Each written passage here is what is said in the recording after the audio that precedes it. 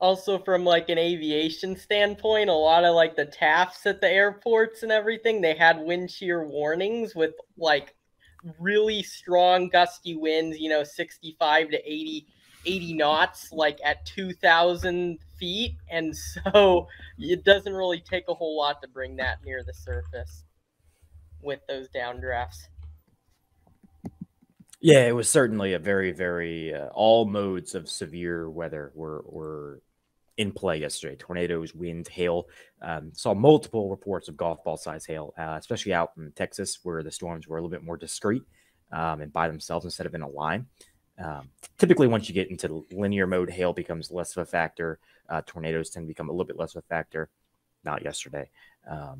And wind becomes the primary thing. So early on, when the cells are kind of by themselves and don't have to compete against each other as much, it allows for more efficient hail production typically. Yeah, so we had significant wins. It started. So I'm just going to give it to you from the perspective of here in Lubbock. Um, so for us, it started in the morning from the south southeast, gradually becoming a bit more south, and then as that low pressure gradient moved through, um, or I shouldn't say low pressure gradient, but as that system moved through, right, the winds switched direction behind the boundary as is typical. But what it did was it didn't just drag the air with it. Um, well, I mean it did, but like there was a lot of acceleration due to the fact that this system did undergo leaf cyclogenesis, or which that's essentially just moved over the mountainous terrain and strengthened. That's the easiest way to put it. So not only is it dragging all this hot westerly wind, but it's also got the wind from the upper levels that's kind of working alongside it to pull more momentum in. And essentially, what that did was it just turned all of the South Plains into just Dust Bowl Part Two. Like it was very, very, very bad. And I'm trying to pull up Yeah, some. for people on the East Coast, don't be surprised and don't panic if you see some dust end up on your cars like you did last week with the system that came through that pulled some dust. Might even be worse this week.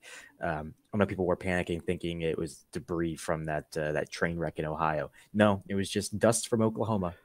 Little present from the Okies to you. Yep, um, not even Oklahoma. Like that's realistically right. That's like Nevada, New Mexico, and Texas and Oklahoma. Like that's all of our country. Yeah, Like we all the contributed entire to the desert high. Southwest sent a greeting. So I'm trying to Makes it find. look like the Middle East, Yeah, I No, mean, Doha, actually, UAE, and yeah. So I guess we can Kuwait. transition to that. So holy cow! yeah. So I'm gonna Wow, look at switch to that. this on the screen so y'all can see a bit. So this, taken by a friend of mine, somewhere around Lubbock. He wasn't too clear on where this was, but that's, folks, that's visibility less than 100 yards. I'm gonna take a look at Lubbock's past METAR data. Let's see what that Yes, actually, if you I'm sure they can, had the blowing snow in there, or not blowing dust. if you probably. Ben, if you can find um, a peak gusts for yesterday on their METAR, send Yeah, I'm gonna drop the do link in the that. Discord and I'll pull it up. Yeah, on that note, I do think the highest wind gust reported yesterday was behind the cold front in Memphis, Texas, which for those who don't know is east of Amarillo. Um, Cute little town. I've been there before chasing. What gas? The Love's Get travel stop there is a hot storm Yes, chaser spot. dude, Um, the Memphis Loves is the Memphis iconic. Loves is iconic. Okay. um, Let's and I see. wonder if the Palo Duro Canyon had a little bit of impact on this as well. I'm sure Um, there's, and they that's what's recorded a cool, right? they Um, reported a peak wind gust yeah, there of Zero 114 miles per hour. zero statue miles of visibility and 66 knot gust with yeah, Ben, go ahead and drop that in the Discord and I'll pull it up. okay. I So, also think. Go ahead. Go ahead. I was just gonna say, so what's interesting to me, you mentioned Paladura Canyon, the impact that might have on it. Yeah, like we can sit here and talk about all the the stuff in the upper atmosphere and all the large scale events that are going on, and all that is, you know, primary. That's all like the driving factors. But when you get down to the like the small scale, where things like little terrain features, right?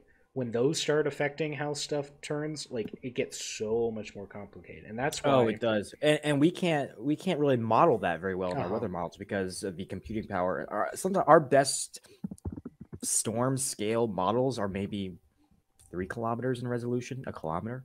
So it's very hard to replicate those fine scale details. We're just not quite there in terms of the computing power needed to do that yet. Maybe sometime in the future, I sure hope so, because I do think the slight terrain differences probably play a very large impact. Hey Ben, can you try sending just the link to it? Oh yeah, sure thing. I was just gonna pull it up. I think I also saw, I think at least News 9 in OKC was reporting, I think everybody in their viewing hour saw at least a 50-mile-per-hour wind gust yesterday, which is crazy. It was bad. So actually, one second. I'm gonna blow my nose. By the way, shout out to all the news stations in OKC. I was streaming some of that from here yesterday, and everyone did such a fantastic job staying on the situation. I want to give a very, very, very special shout out to the OU Nightly team. Yes. I'm biased. I did OU Nightly for some time.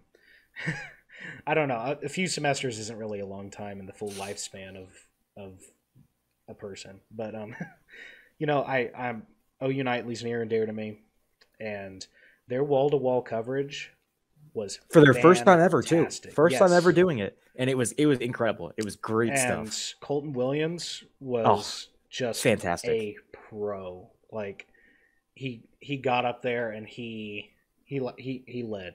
Like he did such a good job. You couldn't tell this is a student run. No, it was so professional. Very well. And for those who don't know, if you ever want to go into broadcast meteorology, journalism, the OU Gaylord College of Mass Communication is one of the top in the country. It is incredible. Yeah, I mean, I have my I have some gripes, but overall, like, you're not going to find anything better. But seriously, like, those folks did such a fantastic job. I wish I was there for that. It's on their YouTube. If anyone wants to go watch it, yes. I highly suggest you go to the OU Nightly YouTube and rewatch their live stream. It was so professionally done. I agree, and I think when we re-upload this, I'll have the link to that in the description. I can't like commend those guys enough. They did a really good job. But yeah, we should get Colton on too. Like that'd be great. He was such a Chad up there. Like, he did so good. It'd be great to have a current OU student perspective on there too. Awesome wall-to-wall coverage, just really, really phenomenal. All right, Ben, let's see. All right. Yes. Okay, so I'm going to go ahead and pull up this.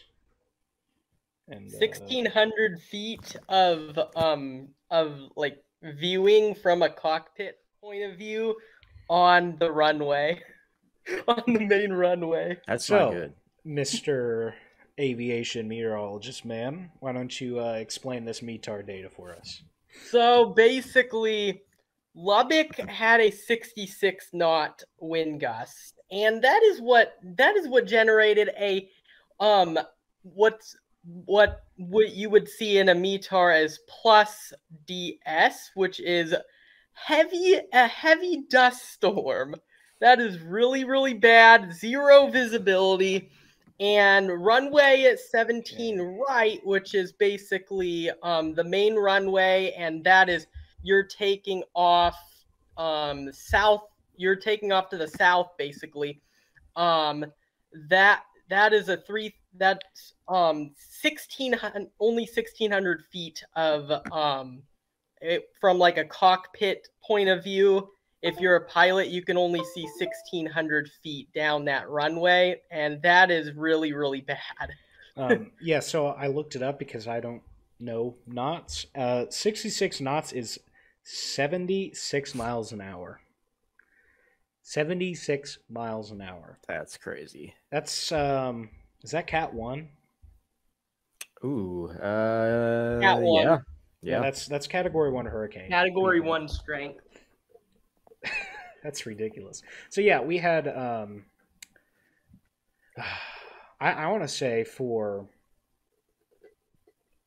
like the peak wind times probably 5 or 6 hours of just peak like 50 mile an hour sustained winds gusting like 65, 70. um Here in Lubbock, the sky was red, like as you saw in that picture, visibility super super low. Sky was just like blood red from all the dirt. My poor apartment, like I can see it from here, there's just a pile of dirt in my apartment, like in front of the door. um, I had towels covering the windowsills, the bottom of the door and the side of the door. Didn't matter. There was so much dust in the air, I was like breathing it in, you could like see it under the lights. It was very very very very poor conditions here in Lubbock.